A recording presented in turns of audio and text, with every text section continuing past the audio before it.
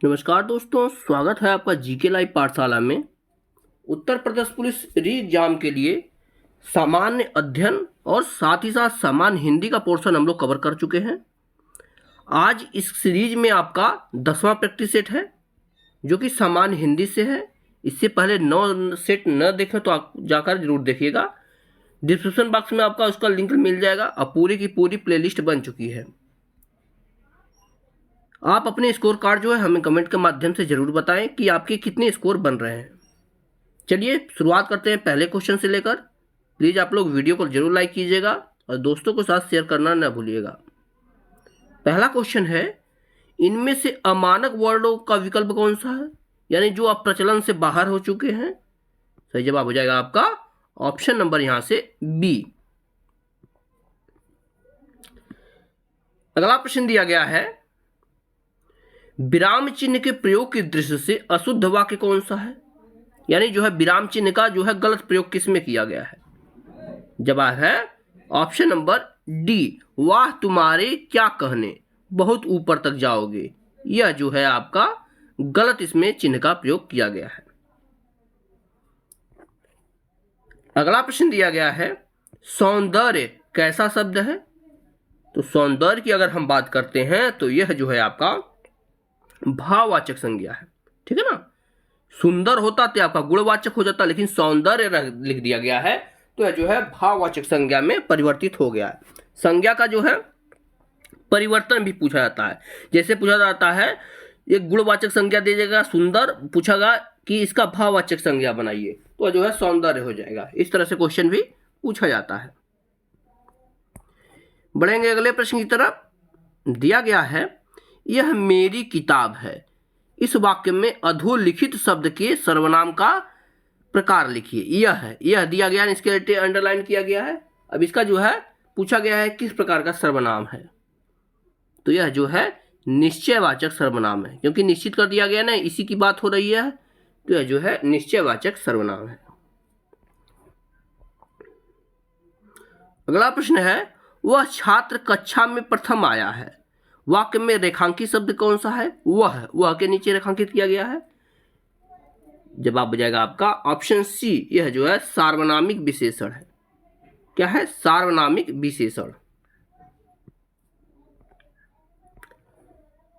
अगले क्वेश्चन को देखेंगे।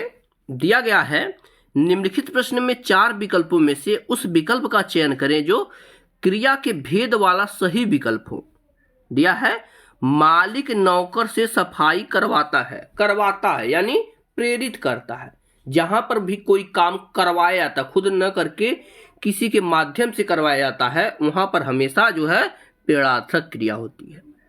ऑप्शन यहां से बी से हो जाएगा। क्या हो जाएगी, प्रेरणार्थक क्रिया। नेक्स्ट क्वेश्चन दिया गया है, मैं रोज पढ़ता हूं। डेली की बात हो रही है, मैं रोज पढ़ता हूं। वाक्य में क्रिया विशेषण का भेद पूछा गया है। जवाब बनता है ऑप्शन सी, यह जो है कालवाचक क्रिया विशेषण है। क्या है, कालवाचक क्रिया विशेषण। बढ़ेंगे अगले प्रश्न की तरफ। दिया गया है यहां पर, दिए गए पर्यायों में से स्त्रीलिंग शब्द कौन सा है। या कुछ शब्दों के पर्यायवाची शब्द दिए गए हैं, इसमें से स्त्रीलिंग पूछा गया है। तो दुपट्टा ओढ़ा जाता है न कि ओढ़ी जाती है, तो ये आपका पुल्लिंग हो गया। फुलका होता है, हीरा भी होता है, लेकिन प्रकृति बहुत ही सुंदर दिखती है। इस तरह से वाक्य प्रयोग करके आप जो है लिंग पता कर सकते हैं। तो यह जो है ऑप्शन आपका सी सही हो जाएगा। नेक्स्ट क्वेश्चन, इनमें से छाया शब्द का बहुवचन क्या होगा। छाया का जवाब है ऑप्शन नंबर ए से होगा। छाया एक बहुवचन शब्द ही है। ठीक है ना, इसका बहुवचन भी छाया ही होगा। नेक्स्ट क्वेश्चन की तरफ बढ़ते हैं। दिया गया है, क्वेश्चन है आपका, तुम बैठो मैं अभी आया। इस वाक्य में प्रयुक्त काल कौन सा है। तुम बैठो मैं अभी आया। जवाब हो जाता है, यह जो है वर्तमान काल का उदाहरण है। अब वर्तमान काल के कई भेद होते हैं, लेकिन यह जो है भेद नहीं, सीधे सीधे कालवश पूछा है, तो वर्तमान काल का उदाहरण है। नेक्स्ट क्वेश्चन है, उससे दौड़ा नहीं जाता है, वाक्य में वाच्य पूछा है। तो यह जो है आपका ऑप्शन नंबर यहां से सी से भाववाच्य है।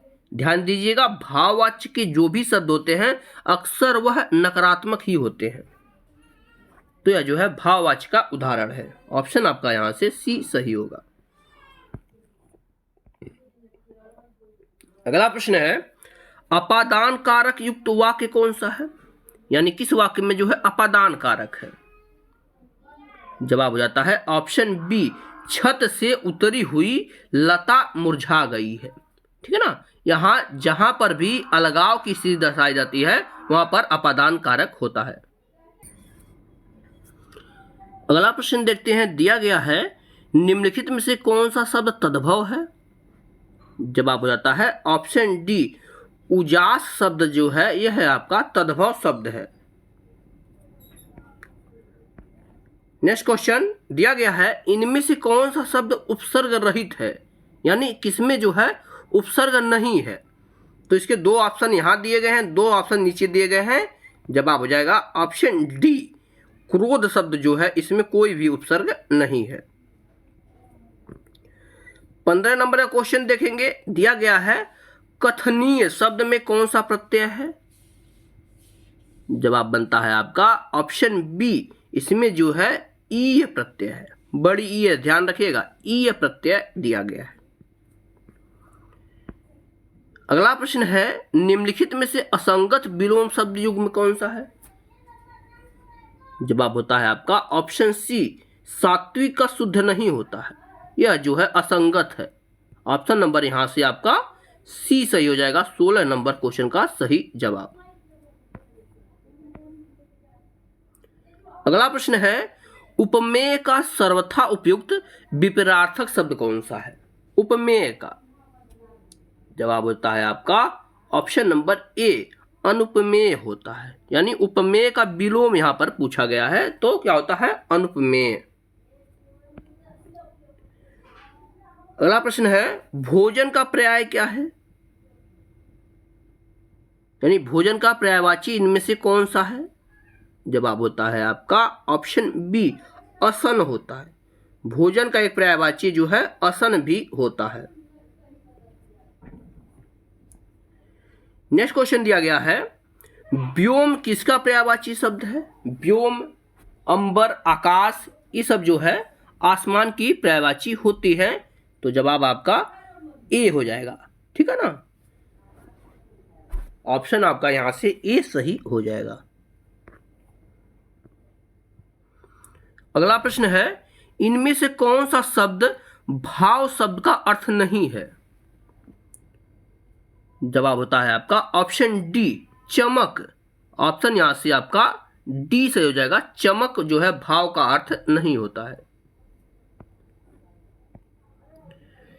नेक्स्ट क्वेश्चन में दिया गया है, निम्नलिखित प्रश्न में 4 विकल्पों में से उस विकल्प का चयन करें जो दिए गए शब्द युग्म के अर्थ का सबसे अच्छा विकल्प है। ठीक है ना, वर्ण और वर्ण। तो इसका जवाब है आपका ऑप्शन डी, वर्ण मतलब घाव होता है और वर्ण मतलब रंग होता है। ऑप्शन यहां से आपका डी सही हो जाएगा। अगला प्रश्न है, जिस पर आक्रमण किया गया हो वाक्यांश के लिए एक शब्द है। जवाब है आपका ऑप्शन सी, जिस पर आक्रमण किया गया उसे जो है आक्रांत बोलते हैं। क्या बोलते हैं, आक्रांत। नेक्स्ट क्वेश्चन है, अवसर के अनुरूप बदल जाने वाले को क्या कहते हैं।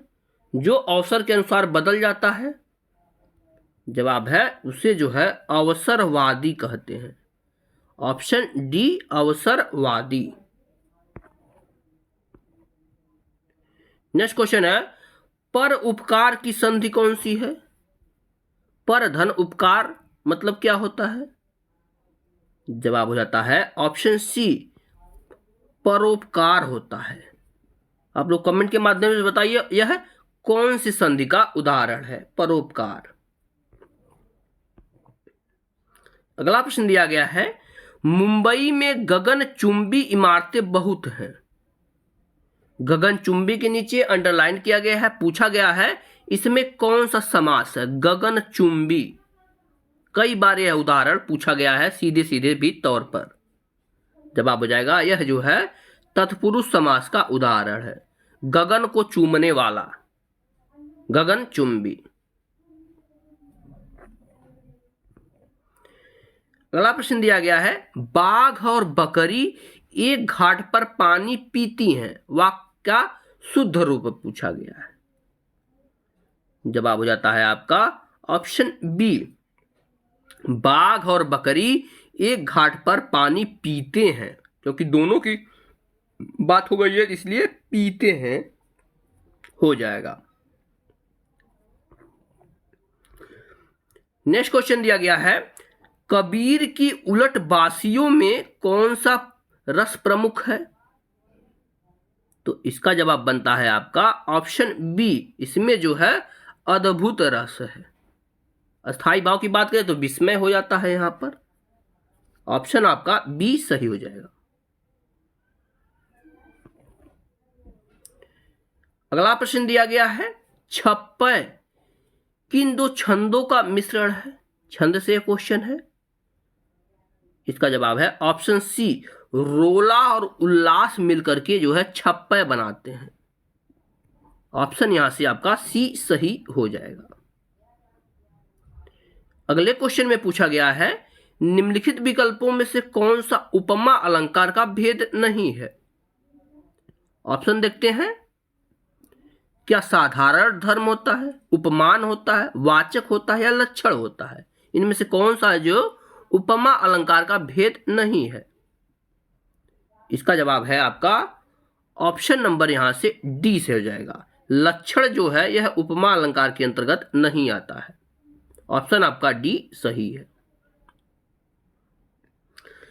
अगला प्रश्न दिया गया है, निम्नलिखित प्रश्न के 4 विकल्पों में से उस विकल्प का चयन करें जो पक्ष के भेद का सही विकल्प हो। अब दिया गया है, अब सीता चलने लगी है, इसमें कौन सा पक्ष है।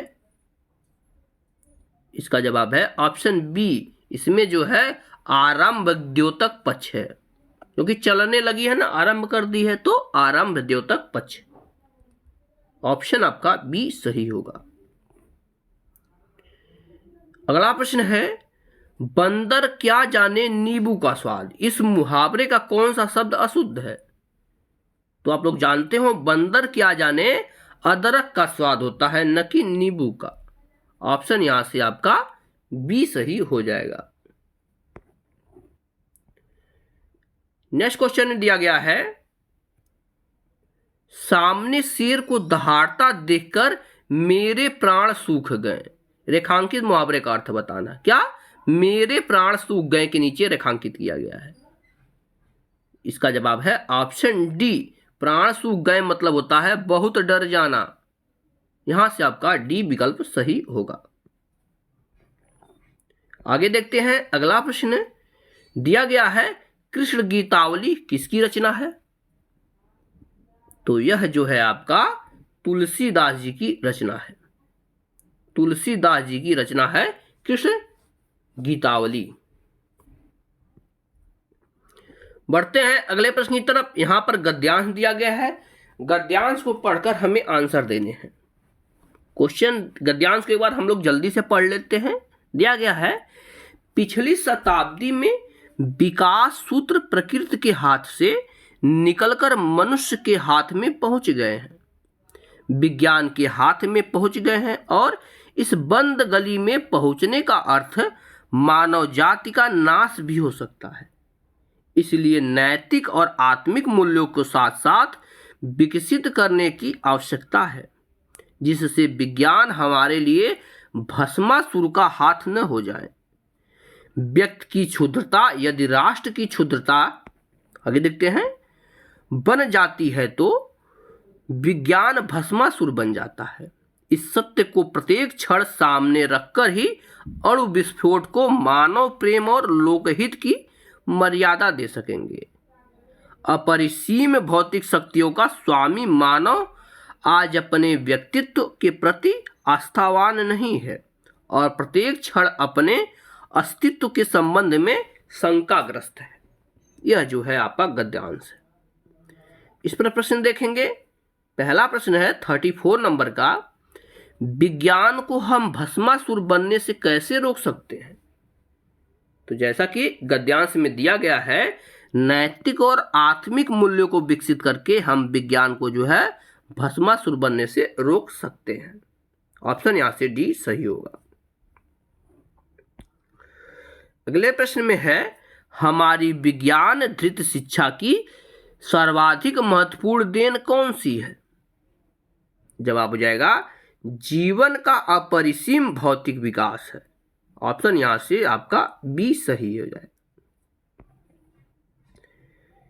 बढ़ेंगे अगले प्रश्न की तरफ। दिया है, आधुनिक मानव विकास को सर्वांगीण क्यों नहीं कहा जा सकता है? सही जवाब है साहित्य, कला, धर्म आदि मानव चेतना से निर्वासित हैं, इसलिए इन्हें नहीं कहा जा सकता है।